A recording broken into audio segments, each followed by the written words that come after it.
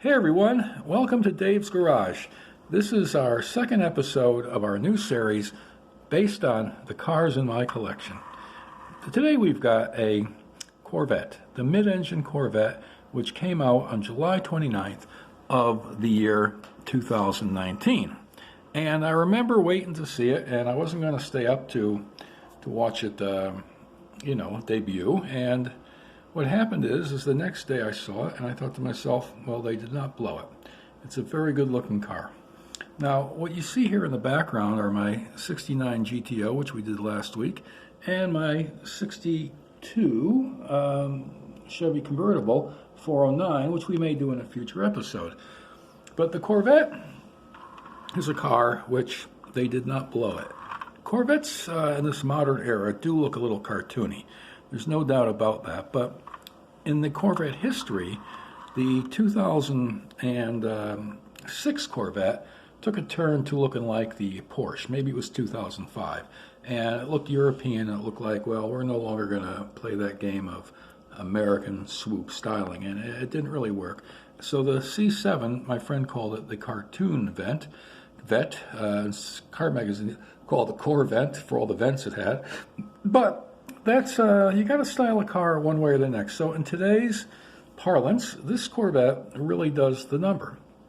As with all mid-engine cars, it's got a very short front hood, and with Corvettes of our era, it's got exposed lamps. I mean, the lamps are flush, so they're really kind of like the hidden lamps used to be. They don't stick out from the car. It's got these boomerang vents that are in black. You supposedly could give them body color. It's got Camaro-esque tail lamps, and it's got this odd back window. When I would see this back window in the preview, shots, the spy shots, I think, boy, that's kind of weird. But looking at it today, even, it doesn't look so bad. But I'm more like a clean window guy. But who am I to say? I still think it comes up as a positive. Now, the mirrors are like, bug mirrors. They stick out from the car. And, even the hood, it's got a lot of detailing work.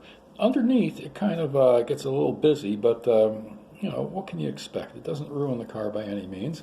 It just gets busy. And the interior is another odd piece of work. The way you can see it here, it's got this strip that goes from the middle down to the console, the in between the seat console. And what it does is it makes the car driver oriented more so than not.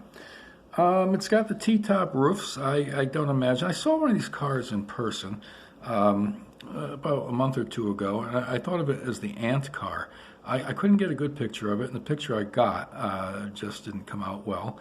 And I thought, this is an ant car. It looks like it was way too low to the ground, and it was way too flat. But it wasn't a close-up picture, so I still think that this Corvette does the trick. Mid-engine cars have better handling, better, performance potential, and they've got this mystique to it. Chevrolet, it was rumored, was going to keep the rear engine or the front engine car with the long hood on sale alongside the mid-engine. Now, while that's been done before with cars, they keep the old one while the new one comes out, just in case the new one scares people away. It would have said they were hedging their bets. Even they didn't believe in it. To just discontinue one and put out the new Corvette was the really only way to go. Or else we'd be saying to people, we don't believe in it either. If you really want it, go ahead.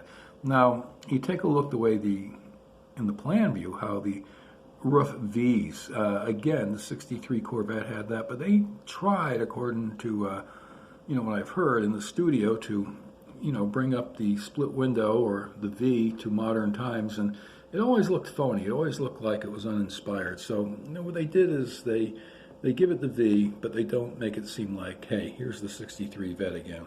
It's got a lot of 68 Vette in it, and it's got a bit of it doesn't really have much 94 in it, or 84, or the others. It's more C7 meets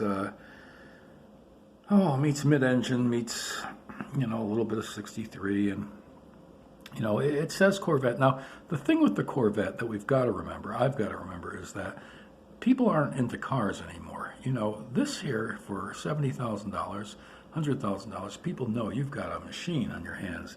But people like phones nowadays, and to be honest with you, I can't tell a $1,500 iPhone from a freebie phone. You know, they all look the same. There's no styling to a phone other than maybe the color or a little bit of this or that. So you're really just bragging to fellow aficionados. But the car market has really just disappeared as far as being a sexy thing for the young people.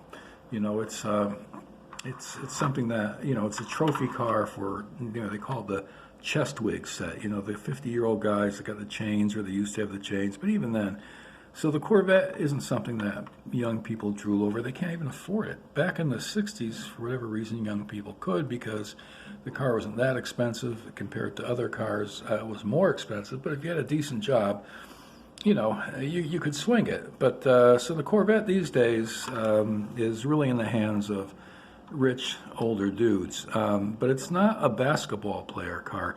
And another thing about two-seat cars, I mean, it's not for the nouveau riche. It's for people that, I don't know, can appreciate them. But it's a, you know, a two-seater sports car is the type of thing people say they want, but they don't buy. And the reason they don't buy is because they've got obligations, they got family, they got kids.